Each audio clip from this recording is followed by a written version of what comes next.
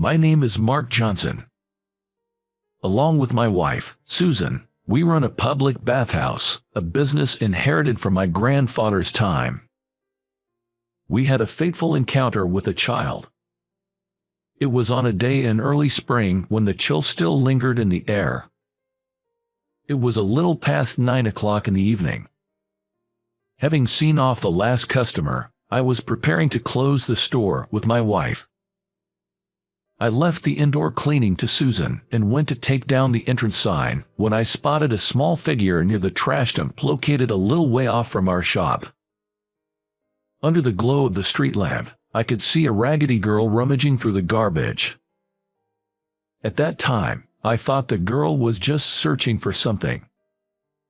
But considering the late hour, I thought I should say something to her. I called Susan, and we approached the girl together. As we got closer, we saw a girl in a thin long-sleeved shirt and skirt, barefoot, in the cold season when a jacket would still be necessary. Although she wore sneakers, they didn't fit properly, and she was stepping on the heels. Surprised by her appearance, both Susan and I could do nothing but gawk, until I finally spoke up. "Little lady, it's quite late. Are you looking for something?" Perhaps startled by being addressed so suddenly, the girl flinched and turned towards us. Her hair, slightly longer than shoulder length, was messy, lacking the luster typically seen in a child's hair. Her bangs were long, obscuring her eyes. "I'm hungry," she replied. Hoping not to frighten the jittery girl, I gently addressed her. "So you're hungry, huh? But it's late. Let's call your house. Do you know your home phone number? We can phone your mom or dad to come pick you up." But the girl shook her head vigorously. "I get it. It's scary to go to a stranger's house, isn't it? How about this? We'll call your folks while we wait together here." Since it was late, I thought she might be suspicious of us. However, the girl confessed. "My mom hasn't come home for about 3 days. I've been waiting for her to return, but I'm so hungry." Her words led me to suspect possible neglect or abuse. "So, how about we call the police and you wait here a bit?" I asked. "No, not the police. Mom said no to the police," she exclaimed. The mention of the police seemed to put her on guard all at once.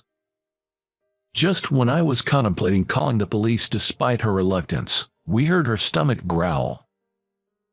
Susan was the one to break the silence. "Are you hungry? When did you last eat?" "I haven't eaten since this morning. That's why I was searching for some food," she replied. Susan and I were lost for words. A girl in thin clothes, rummaging through garbage at night, having not eaten all day, was a heartbreaking sight. "Would you like to come to our house?" Susan proposed. I was surprised by her words. Taking a child home without contacting the police might lead to complications later. Perhaps sensing my concerns, Susan looked at me and said, "I understand your reservations. As adults, it may seem right to call the police, but how can we leave a child out here, shivering from the cold and hunger?" I resolved myself when I heard my wife's words. "If the girl is resistant, we can go to the police tomorrow.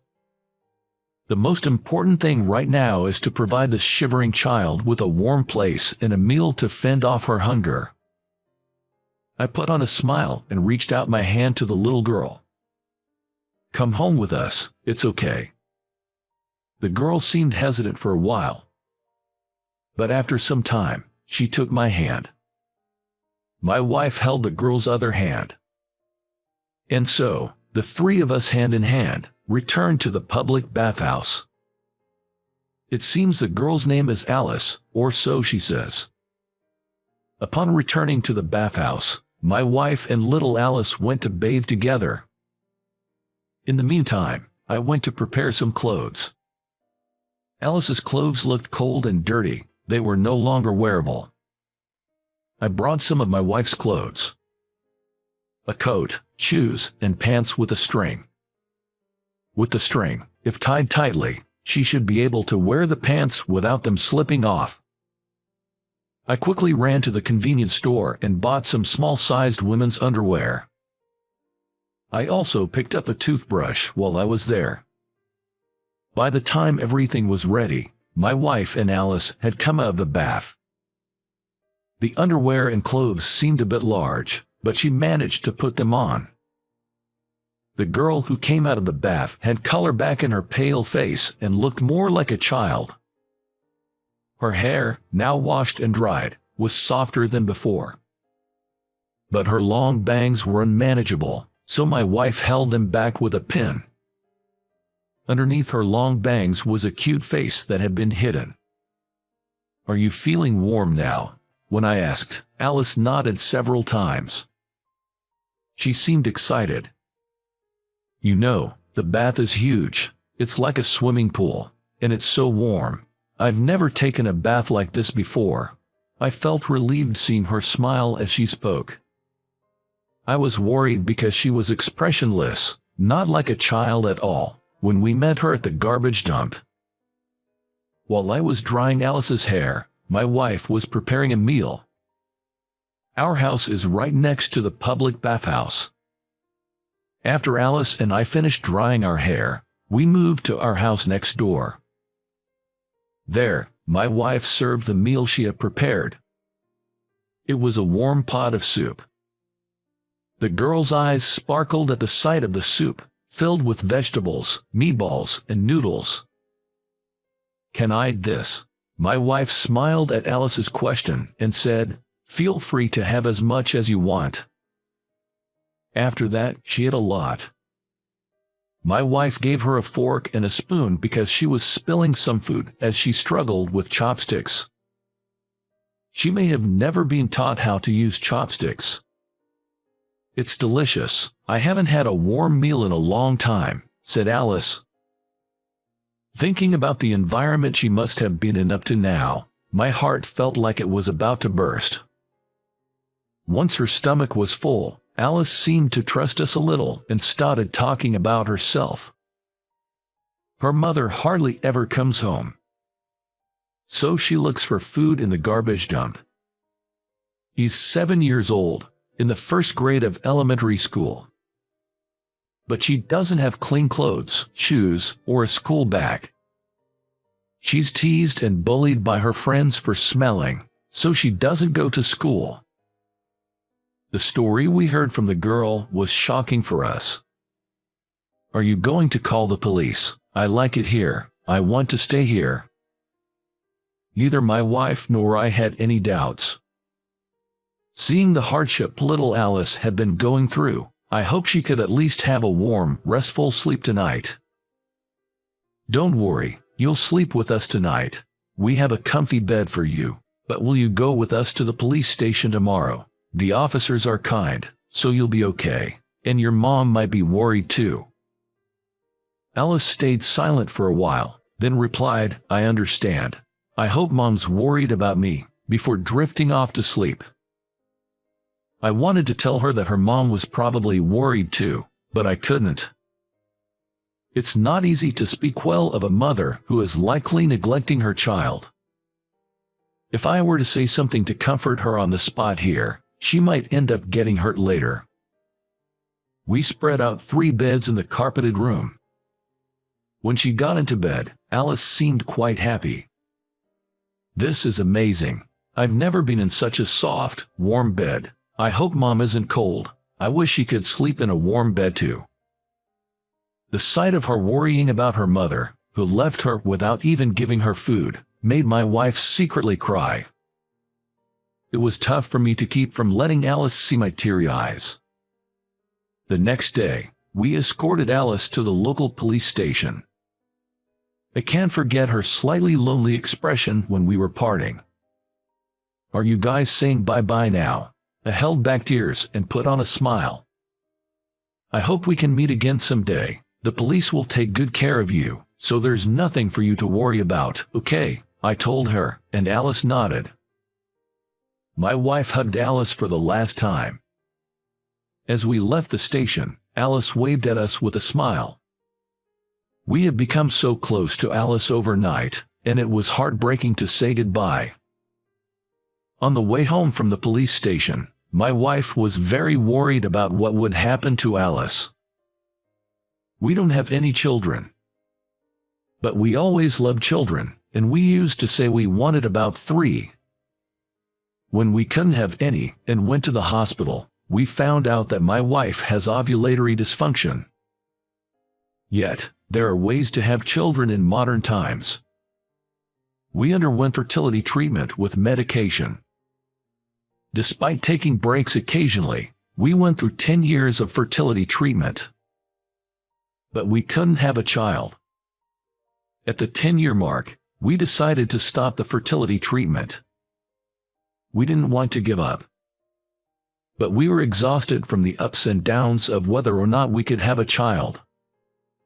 We decided to cherish our time as a couple, knowing that we've tried our best. We've been living quietly as a couple since then. That's why we couldn't stand parents who let their precious children feel cold and hungry. Later, we couldn't help but worry, so we contacted the police station where we had taken Alice. It turns out her mother had not been found after leaving home. It seemed Alice was going to a foster care facility. We were given the name of the facility since we were the ones who had found her. My wife and I immediately went to visit Alice. Many children were living away from their parents at the facility for various reasons. When we went to see her, Alice hugged my wife. They told me that Mom might not come back. "You guys aren't going to stay with me, are you?" At her words, my wife and I were frozen, only able to deflect, unable to answer Alice's straightforward question. We were not relatives and couldn't live with Alice. But when we spoke with a staff member at the facility before leaving, we heard about foster parenting and adoption. When I felt this was it, I looked at my wife and she was looking at me seriously and nodded. It was a moment when we, as a couple, made a decision.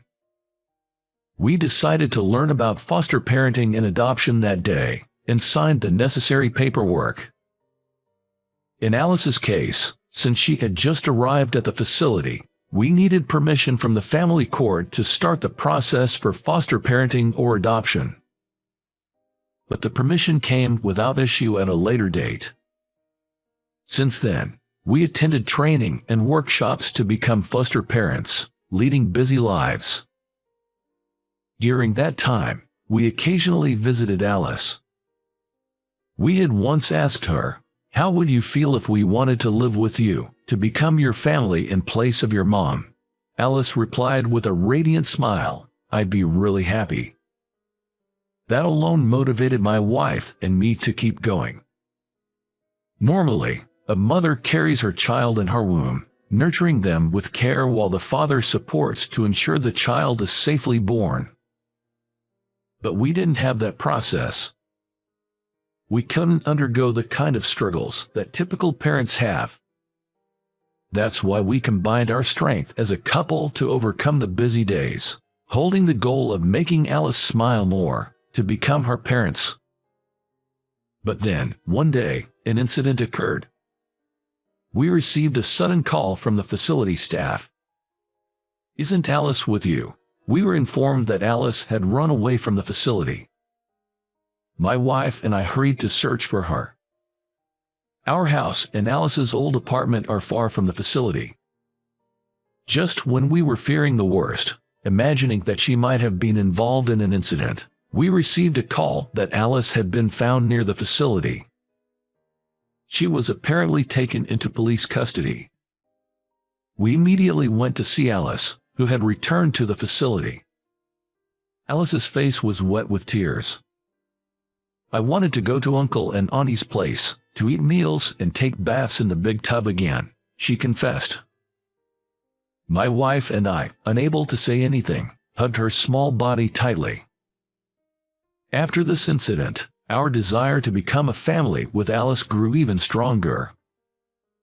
After things had settled down, I asked Alice to promise not to leave the facility on her own anymore because it was worrying. And then, I once again talked to the facility staff about wanting to take Alice into our care. After over half a year, the procedures were finally completed. My wife and I legally adopted Alice. 4 years later, my wife, Alice, and I were living happily. Alice was no longer suffering or feeling cold. She was attending school cheerfully every day, wearing a beautiful school backpack. However, a little before Alice's birthday, we received a letter from her biological mother. It was a request to meet her on her birthday. Without hesitation, Alice replied that she would like to meet her mom. To be honest, the speed of her decision made my wife and I anxious. But Alice is now in the 6th grade. She's at an age where she can make decisions for herself. We respected Alice's decision. We agreed that if Alice expresses a desire to live with her biological mother after this meeting, we would consider it positively. On the day of the reunion, Alice headed to the designated cafe by herself. My wife and I anxiously waited for Alice to return, and she did after about 3 hours, seemingly acting as usual. According to Alice, her biological mother had remarried. Her mom was smiling more happily than Alice had ever seen before. Alice was relieved to see her mom so happy because she had loved her mom even when she was left behind. So I told her, "I'm glad for you, Mom. I truly meant it when I said, 'Congratulations.'" Alice said, showing us a smile. Forgiving someone who abandoned you is no easy task. I was reminded yet again of what a sweet, proud daughter we have. And looking slowly from one parent to another, Alice firmly declared, "Mom, Dad, thank you for finding me. Meeting my real mom made everything clear. I felt relieved after seeing her and immediately wanted to return to you both. This is where I belong." Seeing Alice so confident made us feel relieved that we'll be together from now on. After that, we decided to go buy a cake for Alice's birthday as a family. When I suggested holding hands, Alice, looking a little embarrassed, agreed, saying, "Just for today." I remember we held hands with Alice on the way to the bathhouse on the day when she was rummaging through the trash. But Alice's hand has grown so much since then. Alice will continue to grow. We don't know how long she'll want to hold hands with our parents. But no matter how big Alice gets, even if she no longer wants to hold our hands, she'll always be our precious daughter. We'll cherish this happy moment and continue to walk together as a family of 3. So, how was our story? Your subscription to our channel provides us with great motivation to continue sharing our journey. Until the next video, take care.